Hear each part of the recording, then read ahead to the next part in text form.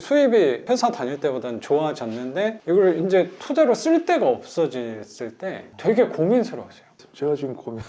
그렇다니까요. 현실적으로 쉽진 않겠지만 진짜 무리를 하면은 이론상은 돼요. 롯데타워도 살 수 있는 거예요. 월세로. 번 거를 다 월세로 낸다. 이건 뭐 정신 나간 지식이지만 그때 와이프랑 얘기했던 게 뭐냐면 그럼 그 다음은 뭐 하지? 부자 같은 사람 안에서는 거의 끝이잖아요. 그냥 뭐 제 생각에는. 근데 이제 나도 40인데 그때 롯데타워를 살고 있어? 그 다음에 뭐 하지? 그 다음에 뭐 펜트하우스로 가야 되나? 월세 떨어지거나 뭐 그런 거 공실 생기거나 이런 건 있죠 당연히. 근데 월세가 파산하는 사례는 내 교육생 중에 그래도 한 500명 돼요. 없어요. 그래서 이제 월세가 파산하려면 제가 생각했던 거는 이제 돈을 갚아라. 이제 전세로 이제 그걸 이제 혼자 걱정했던 거죠. 자, 선생님처럼 유동성이 풍부한 사람이, 투자금이 많은 사람이, 억대의 투자금을 갖고 있는 사람이 보통 여기 교육생분들은 평균 한 3천에서 5천이 제일 많아요. 근데 5억 들고 있는 사람이 왜 걱정을 하는 거야? 20채 이상 갔을 때에 이제 자, 봐봐요.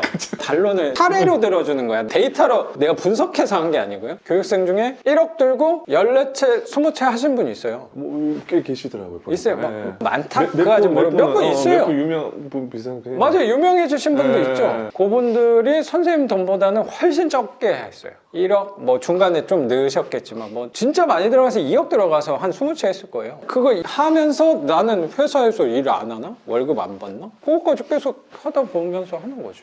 선생님 한 5억, 6억 정도 된다 그러지 않았어요? 투자금이? 전세입니다. 그게 1억 들어갔다 했으니까 전세를 한 5억 받았으니까 이제 현금이 4억 정도. 그러니까 4억, 5억은 오시는 분들 투자금을 비율을 보잖아요. 선생님의 투자금이 0.001%야 상위. 그게 이제 제가 월세를 사니까 어떻게 뭐 보면 그럴 수도 있죠. 그 돈으로 제가 전세를 구해버렸으면 이 돈도 사라지는 건데 제가 월세를 사니까 그러니까. 이 돈이 있는 거예요. 예. 그러니까 또 한편으로 선생님은 마음이 급한 구석도 있는 거야. 예. 왜냐면 이게 돈이 놀고 있으니까 네. 어쨌든 이걸 네. 빨리 좀 써야 돼. 근데 분양권, 입주권 그건 저는 잘 모르지만 걔는 일을 한 방에 시킬 수 있을 것 같거든요. 네. 근데 우리 거는 한 방에 하려면 차라리 그건 건물을 사요. 그때도 말씀드렸듯이 그래서 제가 한 번 또 조언 드렸던 게 MCI 8채하고 하나를 고시원이나 다가구를 해버리면 여쭤봤던 게 신탁 대출이 되나요? 이거 여쭤봤는데 된다고 하셔가지고. 되죠. 다가구 하는 사람들은 그렇게 할 건데 우리 거보단 수익률이 나올 수가 없어요.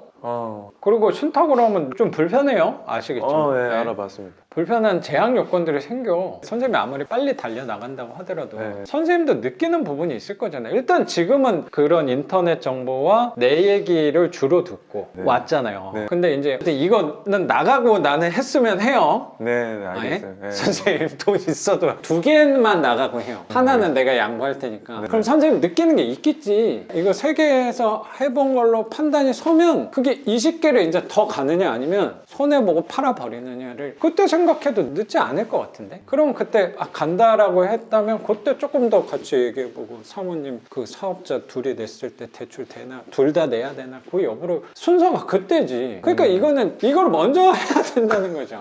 맞습니다. 일단 이걸 먼저 해야 됩니다. 저는 이제 이 뒤를 생각해 버리니까. 그러니까 이게 선생님이 형님이지만 인생에 대해서 말씀드리면 진짜 조심스럽긴 한데 아니. 삶이 길어요. 그죠. 선생님이 그때 왜 힘들었냐면 어느 정도를 너무 빨리 이뤄서 힘든 거였을 수도 있어요, 선생님이. 네. 저도 그런 고민을 했을 때가 있었던 것 같아요. 제가 지금 사는 집 이사 오기 전에 저도 월세 살 때 투자하는 것도 수업을 계속 하다 보니까 교육생분들하고 이제 겹치는 물건이 많아져서 스스로 만든 제약이긴 하지만 입찰할 수 있는 물건이 나는 많이 사라졌잖아요. 일반 물건들은 교육생분들하고 겹칠 확률이 높으니까 저는 안 하게 되고 제 수업하는 거 그리고 월세 수입이 회사 다닐 때보다는 좋아졌는데 이걸 이제 투자로 쓸 데가 없어졌을 때 되게 고민스러웠어요. 진짜 너 배부른 고민이다. 이건 뭐 말도 못하죠 사실. 재수없는 얘기라고까지도 할 수 있는데 고민될 것 같습니다. 제가 지금 고민. 그렇다니까요. 그때 생각했던 게 마음 먹으면은 현실적으로 쉽진 않겠지만 진짜 무리를 하면은 이론상은 돼요. 롯데타워도 살 수 있는 거예요. 월세로. 진짜 뭐 무리를 한다 그러면 할 수 있는 거야. 번 거를 다 월세로 낸다. 이건 뭐 정신 나간 지식이지만 할 수가 있는 거예요. 그때 와이프랑 얘기했던 게 뭐냐면 그럼 그 다음 그러면 뭐하지? 내가 만약에 롯데타워 가서 살아요. 그럼 거의 부자 같은 사람 안에서는 거의 끝이잖아요. 그냥 뭐 제 생각에는. 근데 이제 나도 40인데 그때 롯데타워를 살고 있어? 그 다음에 뭐 하지? 그 다음에 뭐 펜트하우스를 가야 되나? 의미가 있나? 너무 재미가 없는 거예요. 그래서 그때 또 갑자기 집주인이 나가라고 하고 전에 아기가 이제 초등학교 들어간다는 상황 때문에 이 거주의 안정 되게 중요하구나 해서 집을 산 거긴 한데 그러다 보니까 돈이 이제 거기 다 들어가니까 빚을 막 10억 내니까 이제 생각할 사치를 부릴 생각의 여유조차 없어졌죠 이제.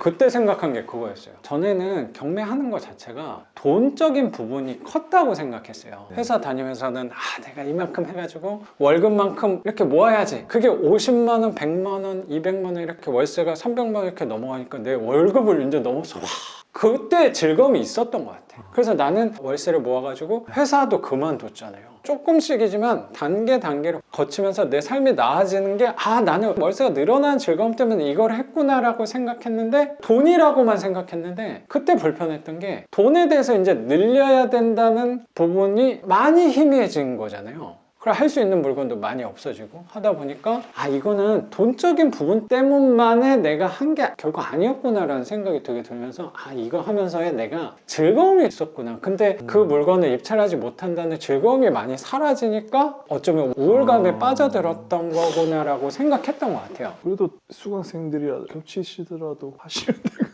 그렇죠. 네, 근데 저는 너무 삶이 되게 재밌다고 생각하는 자기 게 제약을 너무 하신 거. 맞죠. 그러면 네. 그 제약을 풀고 그냥 모른 척하고 뭐 입찰해도 전혀 상관은 없죠. 네. 그리고 이런 생각도 했어요. 내 와이프는 모르니까 와이프 명의로 하면 되지 뭐. 그건 난 뭐 찔리지도 않아요 사실. 그런 거는. 그거 갖고 뭐라고 하실 분 없어요. 맞아요. 근데 내 그 제약을 두고 지속이 되니까 내 포지션이 또 잡히더라고요. 그 고민을 하다 보니까 사람들이 안 보고 대출이 안 나오고 그런 물건들 위주로 하게 된 거예요. 이거 생각해보니까 제가 최근에 낙찰 받은 것도 선생님 물어봤었잖아요. 이거 해보시라고 나한테. 그게 선생님도 얘기했는데 다른 분도 몇 분 얘기를 했었어요. 나 선생님한테 얘기한 게 그럼 그거 물어보는데 막 대출이 아마 그게 안 나온다 상가 그랬잖아요. 3개를 합친 거라서 대출 안 나온다 그랬잖아요. 저는 지금 이것도 무서운데 그건 아예 할 온도도 안 그렇죠. 저는 무섭더라고요. 그래요. 몇 분 연락 왔을 때도 이게 아마 대출이 안 나올 건데 한번 확인해보고 입찰을 하세요 했는데 당연히 대출 안 나오니까 못했잖아요. 제 포지션이 뭐냐면요. 대출 안 나오는 물건은 그냥 하는 거예요. 근데 그게 대출 받으셨어요? 대출 받았어요. 또 운 좋게.